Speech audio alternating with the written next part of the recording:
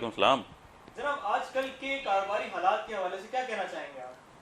कारोबारी हालत के हवाले से मैं ये कहना चाहूँगा कि ये जो होता है ना, हुकूमत के इस हालिया हुकूमत के दौर में जो लोग, हर आदमी आपको गिला करता हुआ मिलेगा कि यार कारोबार नहीं है, परेशानी है, महंगाई है, फारिग बैठे रहते हैं पूरे पूरे दिन। ऐसा नहीं है। हर वक्त तनकीद, हर वक्त बात पे मुनासिब नहीं होती। किसी चीज़ को पॉजिटिव भी लेना चाहिए। हम भी कारोबार करते हैं, बहुत छोटा सा हमारा काम है। बारिशों से पहले तक हमारा जो एवरेज था वो 2-3, 1-2-3 का एवरेज भी नहीं होता था।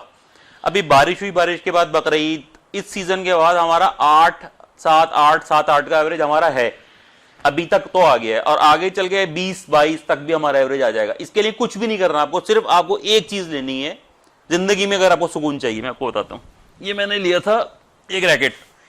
अब दिन में सुबह से लेके इस वक्त तक मैं तकरीबन, अब मैं आपको दिखाता हूं, 7-8 के करीब मक्खियां मैं मार चुका हूं।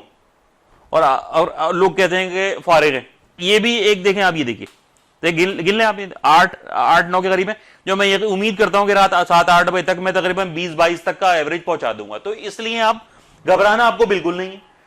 हिम्मत आपके अंदर होनी चाहिए, हौसला होना चाहिए।